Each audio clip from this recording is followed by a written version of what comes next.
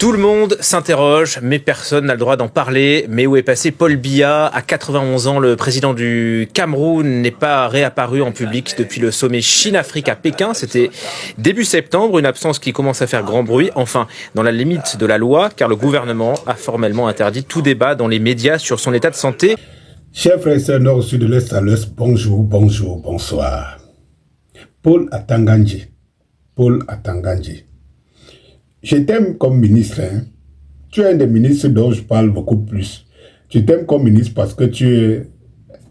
quand je vois Samuel de l'autre côté, voilà, tu incarnes un peu cette force d'esprit, cette force de mental. Tu es parti de nulle part, de zéro pour arriver là où tu es. Mais Paul, entre-nous au sérieux, quand même. Tu sais, déjà dans ton poste de ministre de l'administration territoriale, ça te fait déjà une très grande image, hein, et un très grand honneur. Mais il ne faut pas exagérer. Quand tu demandes à ce qu'on ne parle pas de la santé de Paul Biya, donc c'est les autres, les étrangers doivent parler. Pourquoi tu ne peux pas les interdire? Pourquoi tu ne peux pas interdire ceux-ci de parler? Donc vous prenez les Camerounais pour des ouailles ou bien comment? C'est-à-dire que nous, là, dans notre pays, là, nous sommes devenus des ouailles dont on conduit n'importe comment. Non, c'est pas sérieux. Mais au fait même, Paul Atanga-Nji, mais quel est le pouvoir que tu as pour sortir un tel décret? Quel est le pouvoir que tu as?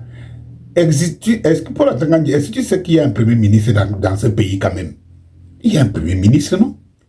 Mais attends, quand je vous vois agir, vous nous donnez l'impression que dans ce pays, c'est des clans qui gouvernent et c'est des personnes qui s'approprient la chose de l'État.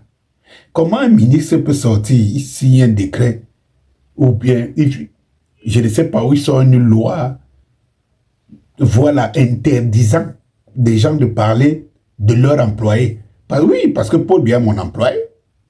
Paul Biya est mon employé. Si tu ne le sais pas, Atanga-Nji, Paul Biya est mon employé. Paul Biya n'est pas mon roi. Paul Biya est un employé. C'est l'employé des Camerounais.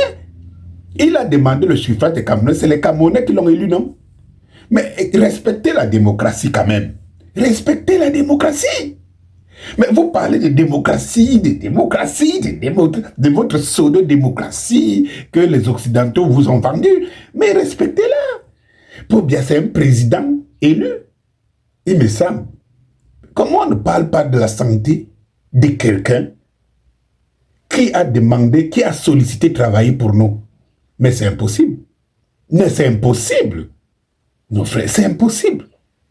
Mais ça sort d'où? Il y a une hiérarchie de normes dans ce pays. Il y a le président du Sénat, il y a le président de l'Assemblée nationale, il y a des gens, et il y a des sujets qui doivent être débattus. Maintenant, aujourd'hui, au moment où je parle, ça fait 45 jours. 45 jours. Mais qu'est-ce que tu en dis? Vous voulez montrer aux yeux du monde. Ça dit que la honte ne nous dit plus absolument rien. La honte ne nous dit plus absolument rien. On ne bat pas de quelqu'un, ce n'est pas un être humain. Et il a 92 ans. On devrait même célébrer s'il arrive à mourir.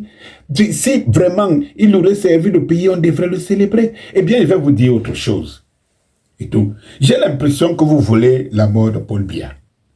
Vous la voulez absolument, au point où, quand je parle pas seulement de toi, hein, vous la voulez absolument. Vous voulez s'accaparer du pouvoir aussi rapidement. Je ne comprends pas.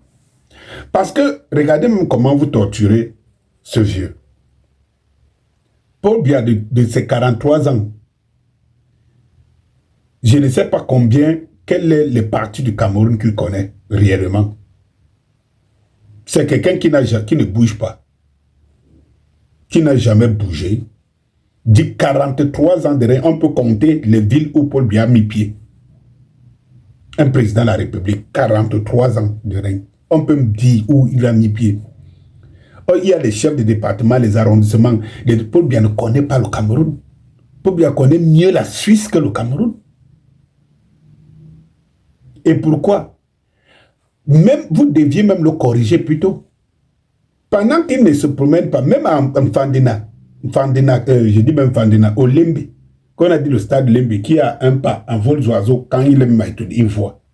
Paul Biya n'a pas ne fréquente pas. Lui, c'est un étranger dans le pays, quoi. Et c'est ce que vous nous faites comprendre. Parce qu'en réalité, vous ne pouvez pas imaginer que vous interdisez aux Camerounais de parler de celui dont vous-même vous dites qu'il a été élu par des Camerounais. Mais vous laissez à ce que c'est les étrangers qui nous informent, qui s'occupent de... C'est les étrangers qui nous informent. Et là, vous ne dites rien. Cela veut dire que vous signez que Paul Biya est un étranger. Et je dis que vous ne respectez pas, vous-même vous ne respectez, vous n'aimez pas cet homme. Parce qu'en fait, vous deviez corriger cet art. Vous deviez plutôt corriger cet art. Si Paul Biya fait 43 ans, il ne visite pas son pays. Et comme il ne visite pas, c'est pour cela que Yaoundé ressemble à ce que ça ressemble. Il y a des coins, je ne sais pas si Paul Biya connaît même les 1 tiers, les 1 quart de Yaoundé. Parce que si Paul Biya connaissait les 1 quart, parce que Paul Biya, dont on parle là, non, tout ce que moi, je peux revendiquer à cet homme, c'est son laxisme. C'est son laxisme. Aimer le pouvoir et ne pas s'intéresser au pays et au peuple. C'est son laxisme. Mais Paul Biya n'est pas si méchant à ce niveau où il pouvait marcher sur les routes de Yaoundé, voir qu'on met des goudrons de 1 cm qui font 2 mois, 3 mois. Et on revient plus tard, refaire après 2 mois, 3 mois, sans que personne ne réponde de quoi que ce soit. Je ne pense pas. Je ne pense pas. Je ne pense pas. Et quand je parle qui ne marche pas, il ne visite pas le Cameroun, comment un monsieur comme ça, à l'âge là, vous lui faites monter dans les avions, il va partout, alors qu'il est habitué à ne pas marcher. Il n'est pas habitué à marcher. Parce que si Paul Biya arrive même à partir maintenant, il faut savoir que vous serez responsable. Vous qui le mettez dans les avions, parce qu'à son âge, et vu que son corps n'a pas été habitué à bouger, ça a des conséquences. Vous deviez vous poser des questions. Est-ce que Paul Biya devait être dehors? Est-ce qu'à son âge, vu la manière dont il fonctionne, est-ce qu'il devrait être dehors, en train de pavaner dans des avions, les choses fatigantes et tout? Même les énergisants que vous mettez sur lui peuvent l'emporter. Quelqu'un qui n'est pas habitué, même dans son pays, il n'est pas habitué, il ne connaît même pas son pays. Mais vous l'amenez à l'âge là. Est-ce que Paul Biya est capable de décider lui-même de dire je m'en vais en Chine aujourd'hui, je m'en vais en France aujourd'hui, je pars, je reviens? Il n'est pas capable. Qui sont responsables de l'utilisation d'un homme grabataire comme celui-là à cet âge-là? Si vous ne voulez pas précipiter sa fin. Donc, Atangandji,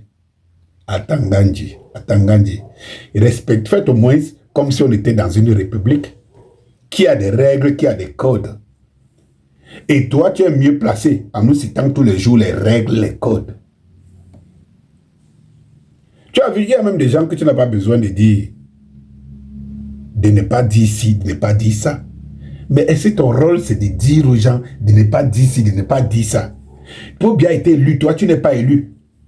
Tu es son employé, lui, il est notre employé. Bonjour.